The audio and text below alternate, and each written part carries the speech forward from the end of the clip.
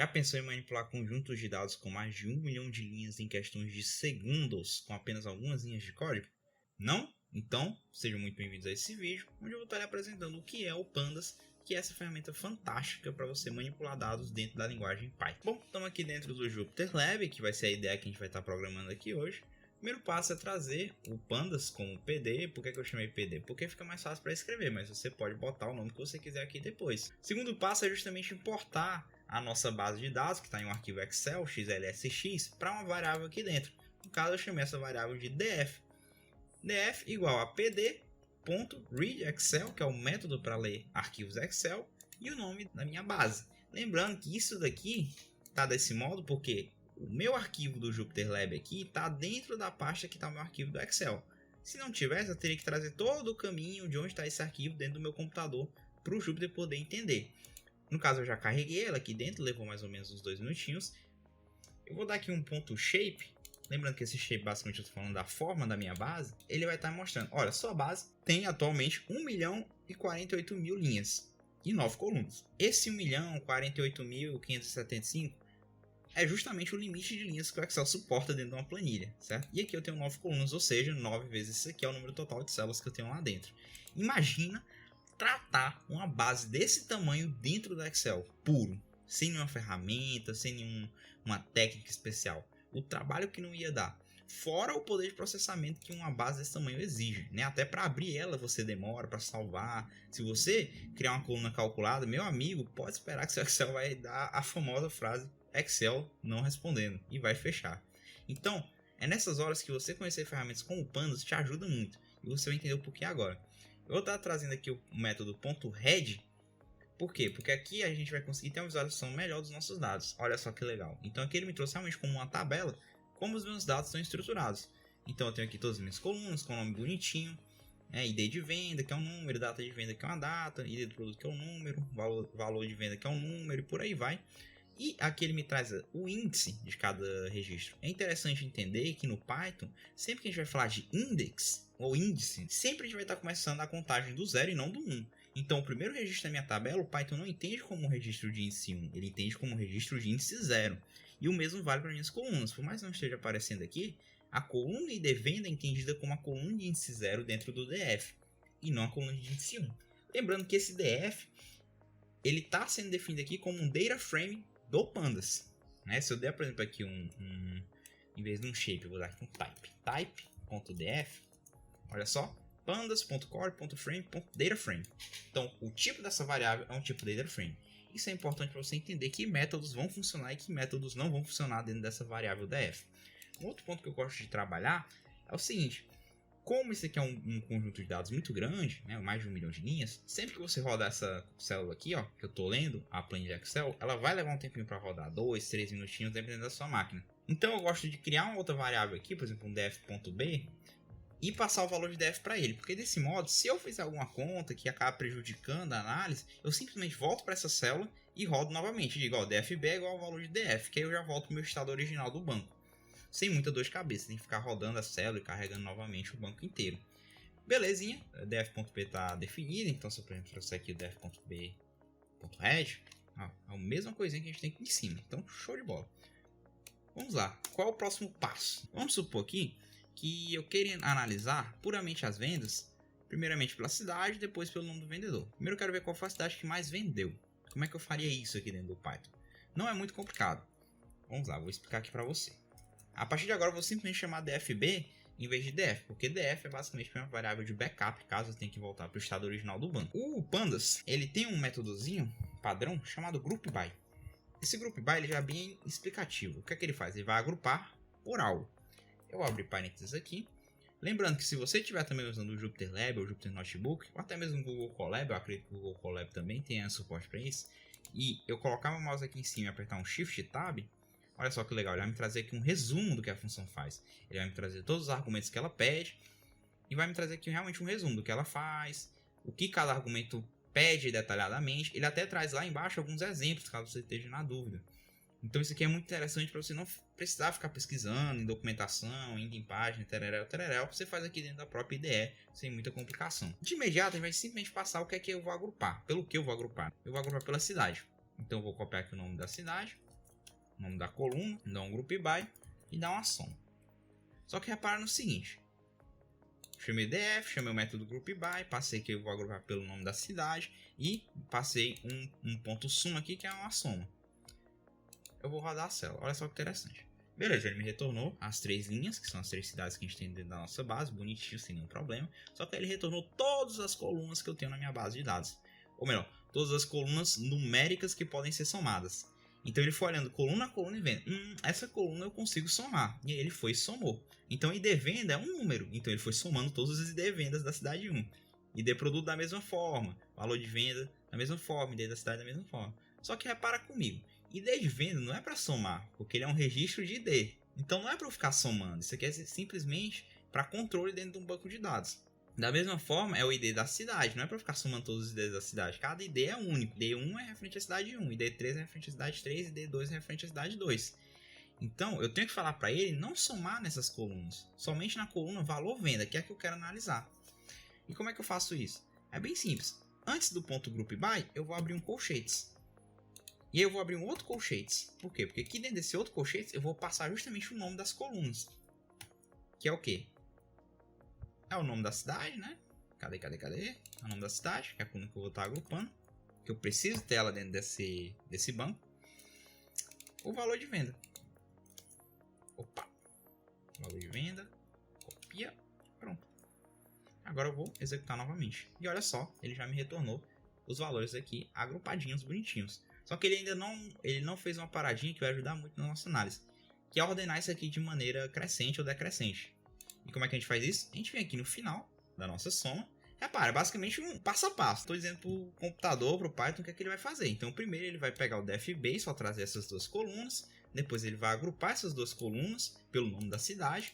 E a variável que não tiver aqui dentro do agrupamento, não for a variável principal, ele vai somar, que no caso é o valor de venda. E agora ele vai fazer um outro método, que é o de sort values.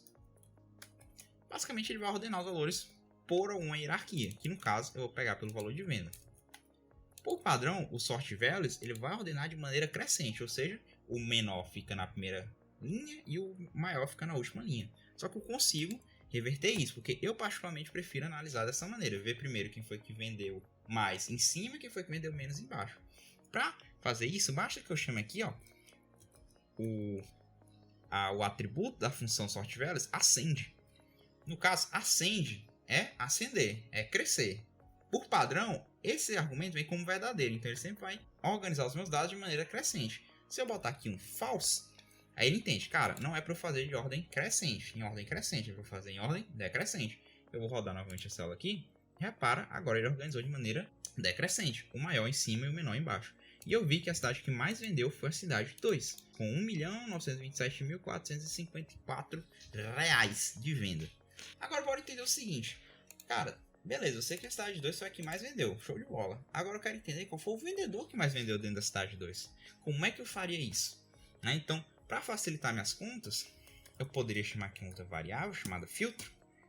Por que eu chamo essa variável de filtro? Porque ela vai ser justamente um filtro dentro desse dfb, dentro desse banco de dados aqui.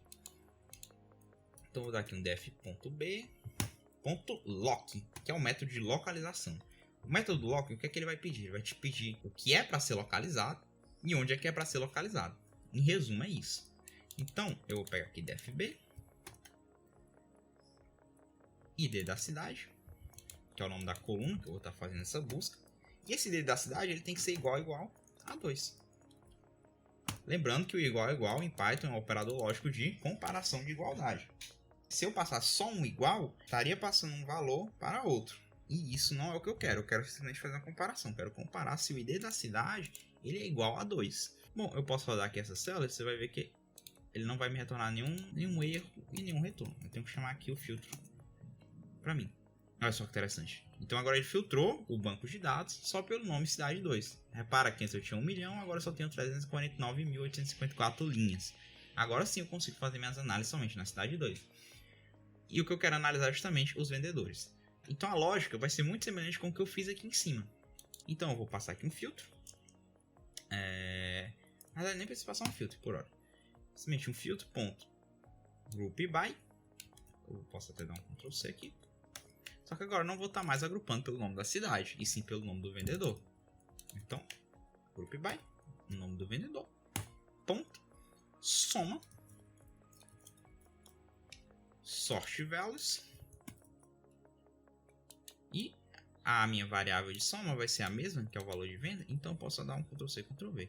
Só que, novamente, eu não quero retornar todas essas colunas, eu só quero retornar algumas colunas, que serão o quê? Primeiramente, o nome do vendedor, que vai ser a coluna que eu vou estar agrupando, e o valor de venda. Tá aqui, valor de venda. Novamente, 2 colchetes aqui, um aqui, outro aqui. E eu vou rodar essa célula. Pronto. Agora sim.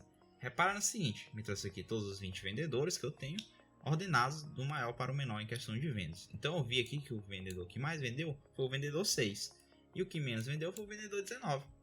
Olha só que legal. Então aqui eu consegui fazer rapidamente uma análise de qual foi a cidade que mais vendeu e qual foi o vendedor que mais vendeu nessa cidade. E o mais interessante, tudo isso em questão de segundos. Basta eu rodar a célula que ele, já me traz essa tabela e eu consigo sim exportar essa tabela para o Excel, para o CSV, caso eu queira. Ou gerar uma imagem, caso eu precise também. Então isso que é o interessante de você utilizar o Pandas ao invés de uma outra ferramenta. Deu justamente essa velocidade. Lembrando que a gente começou toda essa brincadeira operando um banco com mais de 1 milhão de linhas.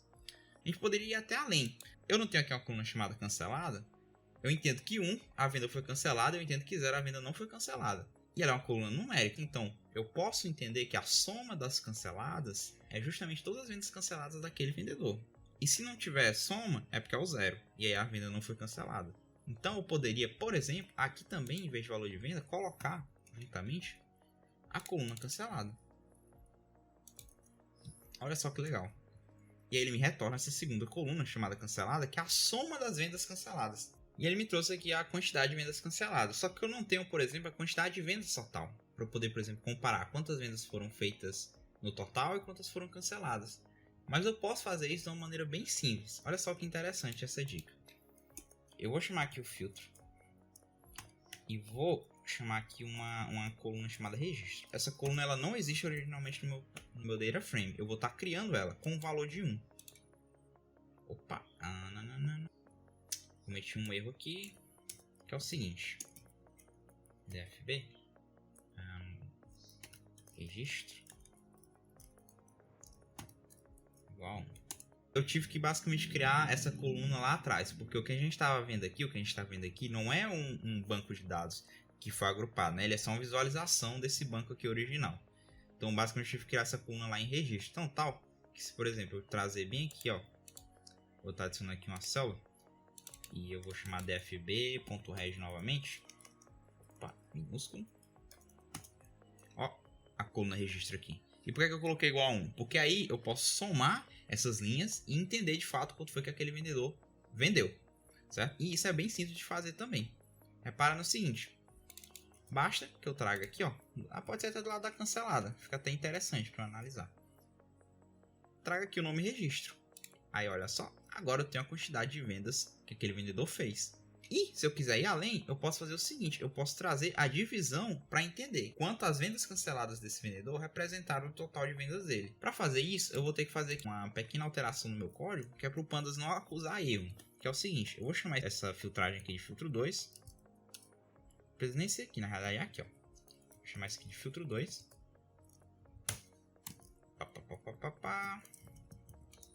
Então, filtro 1 igual a esse filtro que eu fiz aqui dentro do banco original, filtrando pelo ID da cidade 2. E o filtro 2 vai ser justamente essa visualização que a gente está olhando. Eu vou rodar aqui só para ver se tem nenhum problema. Beleza, nenhum probleminha aparente. Vou estar quebrando aqui. E eu vou estar fazendo o seguinte, ó. Dentro que filtro 2 vai ter agora uma coluna chamada porcentagem cancelada. Assim. Pronto. E ela vai ser igual ao filtro 2.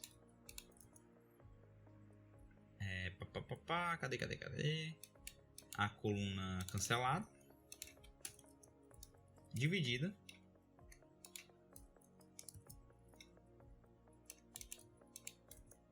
Pela minha coluna registro, que é a coluna que eu estou usando como soma das minhas vendas. E aí eu vou trazer aqui, ó, o filtro 2. Pronto, repara no seguinte, olha só que legal. ele me trouxe aquela mesma visualização que a gente tinha anteriormente, só que agora com uma nova coluna chamada cancelado. Ou seja, o vendedor 6 vendeu R$ 97.904. Beleza.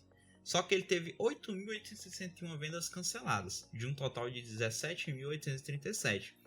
E essas 8.000 representaram praticamente 50% das vendas dele. Ou seja, 50% das vendas que ele fez, ele acabou cancelando por algum motivo. E aí a gente teve que fazer uma análise mais aprofundada, entender se o banco tem ou não essa informação. E aí é só diversão. Em resumo, era isso que eu queria mostrar sobre o Pandas. Então, eu acredito que por hoje, tenha dado para entender um pouco mais do que é o Pandas, qual a sua aplicabilidade, quais são suas vantagens. Acredito que a maior vantagem é justamente a questão da performance. Você está lidando aqui com mais de 1 milhão de dados, fazendo filtragem, fazendo agrupamento em questão de segundos, sem muito impacto no poder de processamento. Se você tiver uma máquina mais robusta, é ainda mais rápido do que você está vendo aqui. Então, em resumo, é isso, galera. Eu acredito que eu vou trazer outros vídeos sobre o Pandas. Eu acho que é uma ferramenta fantástica, que muita gente tem que começar a usar, até mesmo para surgirem novas ideias, novas melhorias. Eu acredito que é assim que a comunidade vai se fortalecendo. Beleza? No mais, agradeço pela sua presença até aqui. Uma boa noite, um bom dia, uma boa tarde, dependendo do horário que você estiver vendo esse vídeo. E até logo!